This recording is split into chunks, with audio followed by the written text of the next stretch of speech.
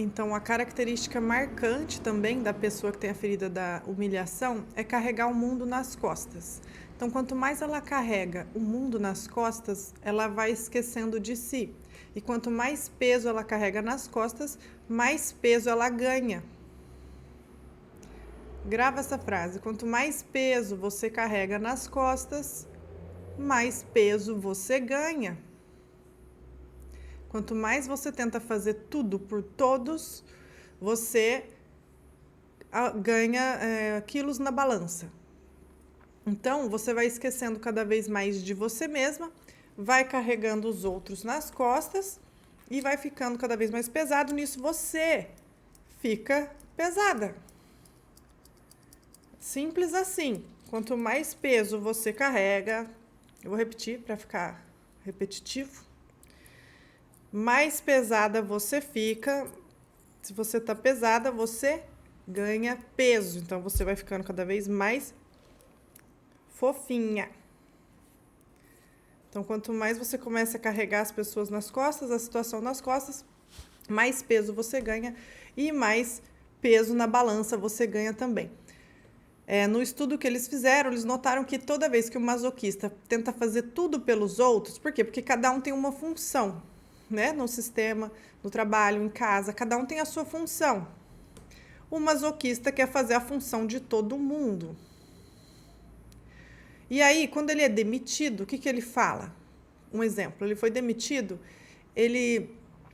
por que ele quer fazer a função de todo mundo? A motivação dele é diferente do abandono, da ferida do abandono. Eu já expliquei, mas eu vou falar de novo. A motivação do masoquista é fazer tudo para todo mundo, para ele se autotorturar. É uma forma dele se autotorturar, se autocastigar e se autoinfligir dor, sofrimento e peso. Enquanto que no abandono, ele faz tudo para todo mundo, para ele receber elogio. Então, a motivação de um e de outro é diferente. E aí, quando ele é despedido do serviço, ele simplesmente fala: fiz de tudo, abusaram de mim, eu estou me sentindo humilhada porque eu fiz de tudo. E ele sai do serviço, do relacionamento, do trabalho, se sentindo humilhado, porque eu fiz tudo por eles, eu fiz até a parte deles que não era para eu fazer, eu fiz. E aí ela sai se sentindo humilhada.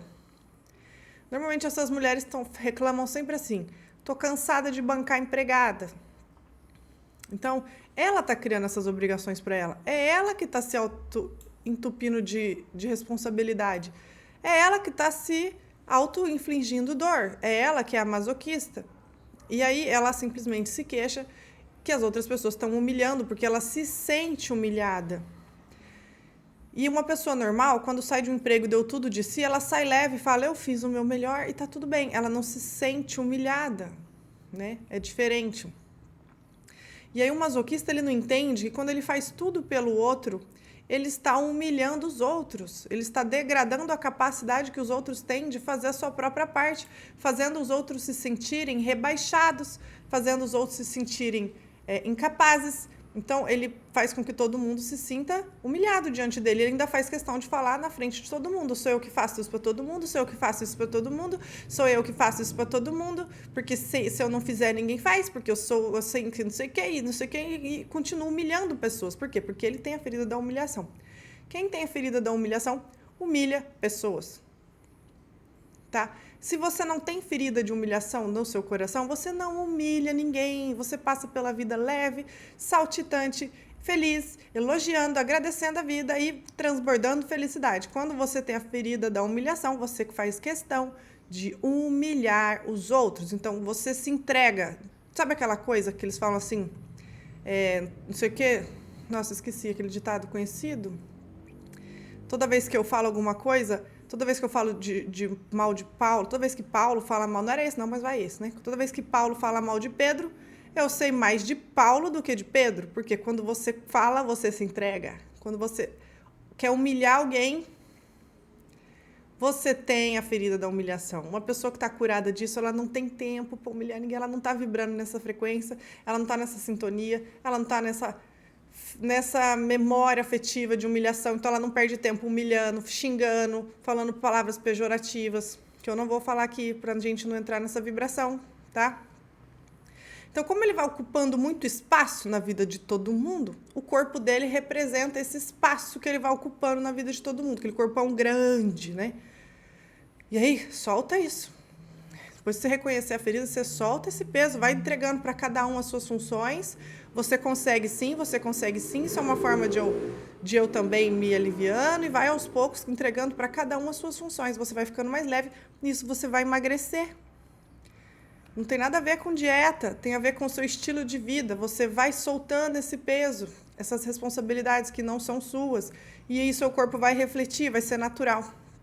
Se a sua vida está leve, se você está no seu lugar, fazendo a sua função, você vai ter um corpo que reflete como você está internamente. O corpo só reflete o que está internamente, tá?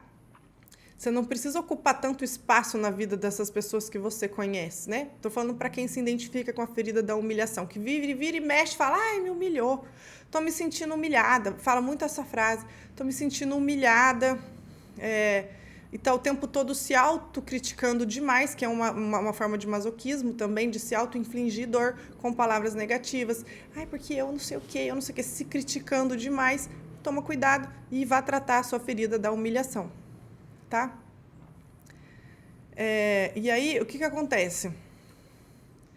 Ele não percebe que está agindo assim, tá? Normalmente a gente não faz isso consciente. Tanto é que eu vivo lendo, relendo, vendo meu comportamento, qual que eu tô mais agora, como eu posso melhorar, o que será que eu tô tendo aqui, que eu tô agindo, que possa estar camuflando uma ferida, porque eu não quero ser um personagem para agradar ninguém. Nem no meu trabalho, nem na minha vida, nem no meu dia a dia. Eu quero simplesmente ser eu. E eu quero tirar todas as máscaras, porque já basta as máscaras sociais que a gente tem que usar, tudo bem, que é normal. Mas essas máscaras são pesadas, elas sufocam a nossa essência. Então, por isso que eu gosto muito de estudar sobre isso e falar sobre isso, tá? Então, em geral, a gente não percebe que está usando essas máscaras, a gente age de maneira sutil, tá? E aí o seu corpo físico, ele começa a refletir e ocupar muito espaço. Ele reflete aquilo que você pensa, que você acha que você precisa ocupar muito espaço na vida das pessoas. Nisso o seu corpo começa a ocupar espaço também. Então, quando o masoquista consegue se achar especial e importante, ele não vai ter mais que comprovar isso para os outros. Quando você começa a se achar especial e importante, você não precisa provar isso para ninguém. Você simplesmente é. E você não tem que provar, você não tem que fazer nada. Você não tem que provar nada, que você é capaz, que você é importante. Quando você acha que você não precisa provar, e aí vai ficando mais leve, né? Quando você reconhece que você não precisa ocupar tanto espaço, o seu corpo vai relaxar e seu corpo também vai deixar de querer ocupar tanto espaço, né? E ele exerce um controle, esse controle é motivado pelo medo da vergonha, medo de sentir vergonha, né? O que é vergonha? Lembra da vergonha com humilhação. Vergonha e humilhação. Então, esse controle que ele exerce é para evitar sentir vergonha. Medo de ter vergonha dos que são próximos, né? Dele mesmo. Então, a mãe masoquista, por exemplo, tende a controlar a roupa, a aparência, a limpeza dos filhos. Tudo bem que isso é importante, mas eu estou querendo dizer quando é em grau extremo. Por quê? Porque ela não quer sentir vergonha pelo outro. A mãe também que tem essa ferida, ela reflete isso. Então, ela não quer sentir vergonha pelo outro. Entende o que eu estou falando? Ela quer que os filhos cuidem da própria roupa, da própria vestimenta, desde muito pequeno. E se ela não conseguir isso, ela vai sentir vergonha como mãe. Então, como masoquista, homem ou mulher, o masoquista frequentemente ele é apegado à mãe, ele vai fazer de tudo para não causar vergonha na mãe. Então, ela tem bastante influência sobre um masoquista, que mesmo que isso aconteça de modo inconsciente, involuntário, é a mãe, em regra, né, não, sempre tem exceção, que tem essa influência na vida da criança. Tá? Ele vê a mãe como um peso a ser carregado. Então, e aí ele pega e faz o quê? Essa influência continua, inclusive, depois da morte da mãe. É um peso, porque embora tenha um sentimento de vergonha, o masoquista se sente consolado, libertado pela morte da mãe. Por isso ele porque ele costumava permitir que a mãe sufocasse a liberdade dele. Então, quando a mãe morre para esse tipo de pessoa, é um alívio. É até feio falar isso, mas infelizmente Aí, quando a ferida da humilhação está quase sendo curada, é que essa influência vai se atenuando, né? Essa necessidade de agradar a mãe loucamente vai acalmando. Mas tem algumas pessoas que são tão apegadas à mãe que quando ela morre, eles têm crise de agorafobia, né? Crise de não querer sair, não querer ver ninguém. E eles começam a ser medicados como se tivessem depressão. Mas aí, como eles não são tratados da forma correta, levam muito tempo para se recuperar. Então, o masoquista ele tem dificuldade de exprimir suas necessidades reais, o que sente verdadeiramente. Todas são muito parecidas, né? Mas desde jovem ele evita falar com medo de se envergonhar ou causar vergonha a alguém. Mas é sempre a motivação que é diferente entre uma ferida e outra.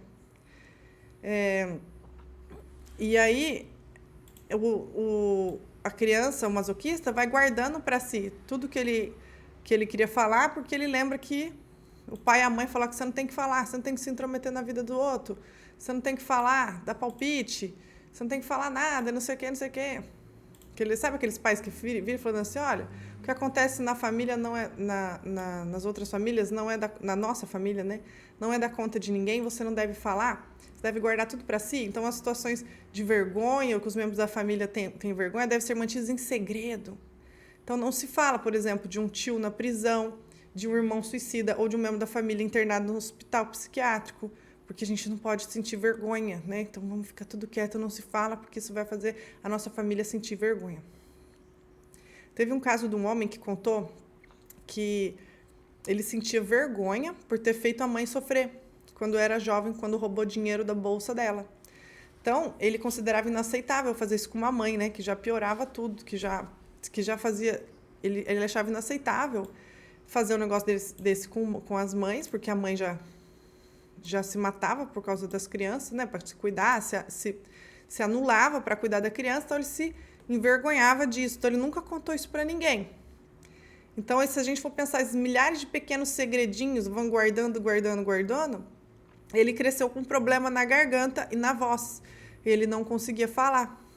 Então, algumas pessoas falavam que a vergonha que elas sentiam na adolescência, quando desejavam coisas caras, quando a mãe se privava do essencial, elas tinham vergonha. Então, são coisas que parecem tão bobas, né? Então, elas não ousavam falar desses desejos, principalmente com a mãe. Então, em geral, o masoquista, ele chega a perder o contato com a mãe. Ele chega a perder o contato com os próprios desejos para não desagradar a mãe. Então, ele é super sensível, assim, é uma pessoa que qualquer coisa afeta. Por isso, ele faz de tudo para não magoar os outros, né? Então, quando alguém dos seus entes queridos se sente infeliz, ele se julga culpado pela infelicidade dos outros. Isso aqui está muito parecido com o do abandono. Eu acho que deveria ou não deveria ter dito alguma coisa. Então, aí a diferença é que está aqui. O masoquista fica se torturando. Eu deveria ter... Ele se tortura. Ele se tortura na mente dele, né? Como ele está se torturando, ele está, na verdade, sendo masoquista com ele mesmo. Então, ele não escuta as próprias necessidades. Das 5 personalidades, das 5 feridas emocionais,